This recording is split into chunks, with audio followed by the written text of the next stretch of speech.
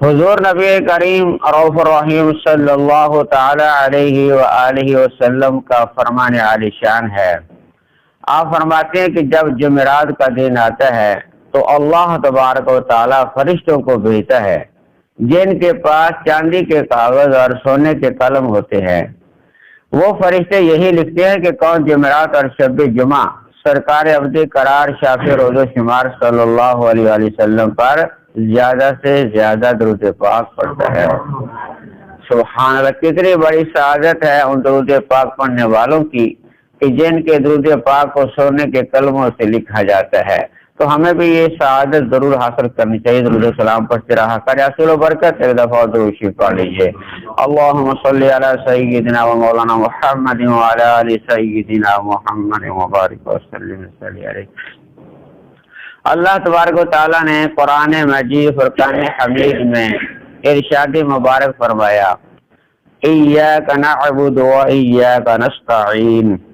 اللہ کریم نے یہ انسان کو سکھایا ہے کہ اے بندے، جب تو میری عبادت کرتا ہے تو اقرار بھی کیا کر یا رب العالمین ہم تیری ہی عبادت کرتے ہیں اور تو اس سے ہی مدد چاہتے ہیں۔ تو انسان جب اللہ تعالیٰ کی عبادت کرتا ہے، عبادت میں کسی کو اللہ تعالیٰ کے شریک نہیں کر سکتا، اللہ تعالیٰ کی ہی عبادت کرنی چاہیے۔ جو بھی عبادات ہیں، نماز ہے، روزہ ہے، حج ہے، زکوٰۃ ہے، دعا ہے، جو بھی عبادتیں ہیں سب صرف اور صرف اللہ تعالیٰ کے لیے ہونی چاہیے۔ اس میں عبادت میں کسی کو بھی انسان اور شریک نہ کرے اور کرنا جائز بھی نہیں ہے۔ باقی دوسرا جو اللہ تعالیٰ فرمائے ہم تو اس سے ہی مدد مانگتے ہیں، تو اللہ تعالیٰ سے مدد مانگنا یہ اللہ تبارک تعالیٰ کی مدد ہوتی کیسے ہے یہ میں عرض کروں گا کہ اللہ تعالیٰ کیسے مدد کرتا ہے، کیونکہ مدد ساری اللہ تعالیٰ کی ہی ہے۔ ذریعے مختلف ہیں، طریقے مدد کرنے کے اللہ تعالیٰ کے مختلف ہیں۔ مدد ہر جگہ پر اللہ تعالیٰ کی ہوتی ہے۔ دنیا کے اندر جتنے بھی لوگ کامیابی کی طرف جا رہے ہیں، ہر کامیابی میں اللہ تعالیٰ کی مدد ہے، ہر کامیابی میں۔ نماز اب ہم پڑھنے آئے ہیں، نماز اگر ہم نے پڑھی ہے تو اللہ تعالیٰ کی مہربانی سے اس کی مدد سے ہم پہنچے ہیں۔ جب انسان نماز کے لیے آتا ہے تو اپنا بستر چھوڑتا ہے، یہ اللہ تعالیٰ کی مدد اس کی شامل ہار ہوتی ہے، تو اللہ تعالیٰ کی مدد سے بستر چھوڑنے میں کامیاب ہوا۔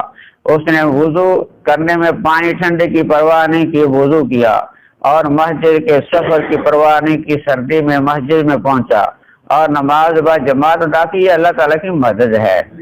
اللہ تعالیٰ کی مدد نہ ہوتی تو وہ بستر میں پڑا رہتا۔ تو اللہ تعالیٰ کی مدد سے ہم نماز بھی ادا کر سکتے ہیں۔ اس طرح جو کاروبار ہیں، کاروبار میں جو مدد حاصل ہو رہی ہے وہ اللہ تعالیٰ کی مدد سے ہی سب کچھ مکمل کام ہو رہے ہیں، اور جس کام میں مدد نہ ہو وہ بندہ کامیاب نہیں ہوتا۔ جو بھی ناکام ہو رہا ہے دنیا کے اندر، جہاں بھی کوئی ناکامی ہو رہی ہے اس میں اللہ تعالیٰ کی مدد نہیں ہے، اس لیے وہ بندہ ناکام ہے۔ تو اس لیے اللہ رب العالمین مختلف ذریعے سے مدد فرماتا ہے، جس طرح حدیث مبارکہ میں قرآن پاک میں بھی اللہ تعالیٰ نے فرمایا ہے۔ قرآن پاک میں یہ ہے کہ اللہ تعالیٰ فرماتا ہے کہ وَاسْتَعِینُوا بِالصَّبْرِ وَالصَّلَاةِ، تو تم نماز اور صبر سے مدد چاہو۔ تو مدد حقیقت میں تو اللہ تعالیٰ ہی دیتا ہے، لیکن یہ اللہ رب العالمین فرمایا نماز سے بھی مدد حاصل کرو، صبر سے بھی مدد حاصل کرو۔ تو یہ نماز اور صبر یہ ذریعہ ہے، اصل میں اس کے اندر مدد جو اللہ تعالیٰ کی ہے، اللہ تعالیٰ اس کے اندر شامل اب مدد کر دیتا ہے۔ بندہ صبر کرتا ہے تو اللہ تعالیٰ صبر میں اجر عطا فرماتا ہے، اللہ تعالیٰ صبر کے ساتھ اس بندے کے ساتھ ہو جاتا ہے، کیونکہ اللہ تعالیٰ فرماتا ہے ان اللہ مع الصابرین، میں صبر کرنے والوں کے ساتھ ہوں۔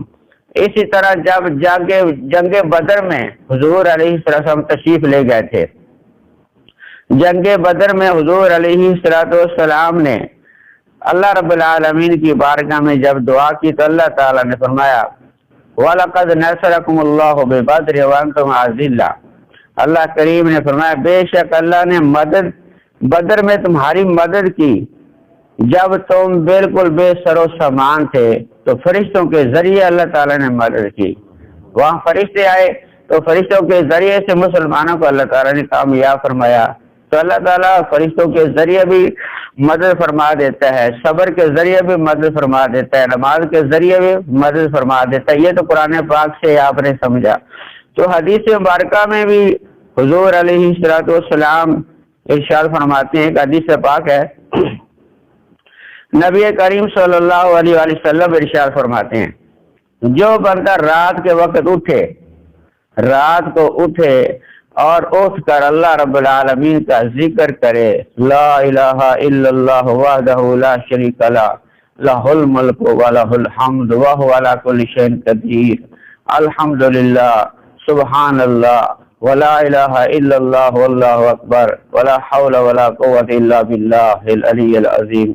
یہ حضور علیہ السلام نے فرمایا جو رات کے وقت اٹھتا ہے، کبھی اس کی آنکھ کھلی، اس نے اللہ تعالیٰ کا یہ ذکر کیا، یہ ذکر کرنے کے بعد سرکار علیہ السلام فرماتے ہیں کہ اللہ تعالیٰ کے سوا کوئی معبود نہیں، وہ اکیلا ہے، اس کا کوئی شریک نہیں، ملک بھی اسی کے لیے ہے، تعریفیں بھی ساری اسی کے لیے ہے، وہ پاک ذات ہے، وہ سب سے بڑا ہے، اس کی مدد کے بغیر نہ کوئی گناہوں سے بچ سکتا ہے، اس کی مدد کے بغیر نہ کوئی نیکی کر سکتا ہے۔ یعنی اس حدیث مبارکہ میں اس کی مدد کے بغیر نہ کوئی بندہ گناہوں سے بچ سکتا ہے۔ جو گناہ سے ہم بچ رہے ہیں یہ بھی اللہ تعالیٰ کی مدد ہے، جو ہم نیکی کر رہے ہیں اس نیکی کرنے میں بھی اللہ تعالیٰ کی مدد ہے۔ تو سرکار فرماتے ہیں جو آدمی یہ دعا پڑھتا ہے، یہ ذکر کرتا ہے، پھر جو بھی دعا کرے گا رات کے وقت، اس نے اپنے رب کو پکارا، جب اس اٹھا، اس کی آنکھ کھلی، اس نے اپنے رب کو پکارا، اور ساتھ اس کے بعد یہ دعا جو بھی کر دے گا اپنی بھلائی کی کر لے، اللہم اغفر لی، یا اللہ میری مغفر فرما، یا کوئی بھی دعا کر دے گا، سرکار فرماتے ہیں اللہ تعالیٰ قبول فرمائے گا، اس کی وہ دعا قبول ہو جائے گی۔ تو مدد یہاں یعنی کہ سرکار علیہ السلام نے فرمایا ہے کہ انسان کو اللہ تعالیٰ نے مدد کرنے کے کئی ذریعے عطا فرمائے۔ مدد ساری اللہ تعالیٰ کی ہوتی ہے۔ جس طرح حضرت حسان بن ثابت رضی اللہ تعالیٰ عنہ صحابی رسول ہے، انہوں نے جس وقت حضور علیہ السلام کے کہنے پر مشرکوں کو اپنے نعت کے ذریعے سے، شعروں کے ذریعے سے سرکار علیہ السلام کی طرف سے جواب دیا مشرکوں کو، تو حضور علیہ السلام نے حضرت حسان بن ثابت رضی اللہ تعالیٰ عنہ کے لیے ایک جملہ ارشاد فرمایا، یا رب العالمین حضرت حسان کی مدد فرما روح القدس کے ذریعے سے، حضرت حسان کی مدد فرما روح القدس کے ذریعے سے۔ تو روح القدس یعنی کہ پاکیزہ فرشتے جو اللہ رب العالمین کے بہترین فرشتے، مقرر فرشتے ہیں، تو حضور علیہ السلام یعنی کہ یہ مدد کی دعا فرما رہے ہیں حضرت حسان کے لیے۔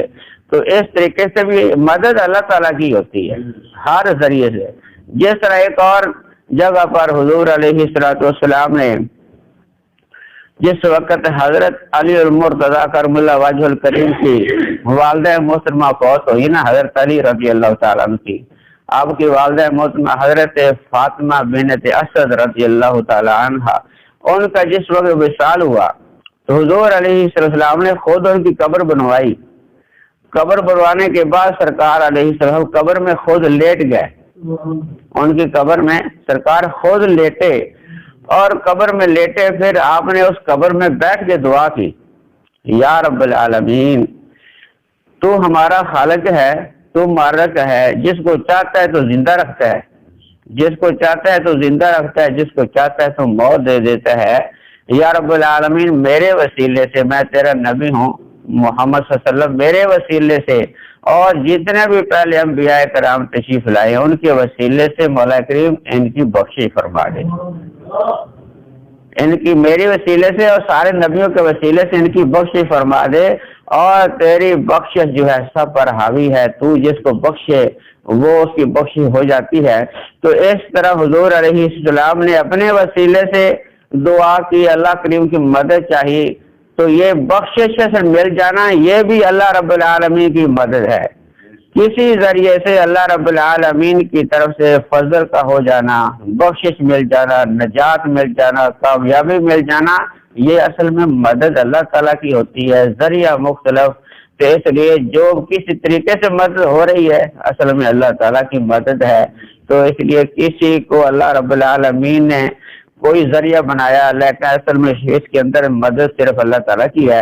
اس لیے اللہ رب العالمین نے ہمیں یہ طریقہ سکھایا ہے، ایاک نعبد و ایاک نستعین، ہم اے رب العالمین تیری ہی بات کرتے ہیں اور تو سے ہی مدد چاہتے ہیں۔ تو جب انسان اللہ رب العالمین کی بارگاہ میں، کیونکہ مدد مانگنا سنت مصطفیٰ بھی ہے اور حکم خدا پر عمل بھی ہے، حکم خدا پر عمل بھی ہے اور سنت مصطفیٰ بھی ہے۔ تو اس لیے جو مدد ہو رہی ہے، جو نیکی میں کامیاب ہو رہے ہیں، سب اللہ تعالیٰ کی مدد ہے۔ تو ہمیں ہر وقت اللہ تعالیٰ کی مدد مانگتے رہنا چاہیے۔ دعا ہے اللہ کریم کی بارگاہ میں اللہ تعالیٰ عمل کرنے کی توفیق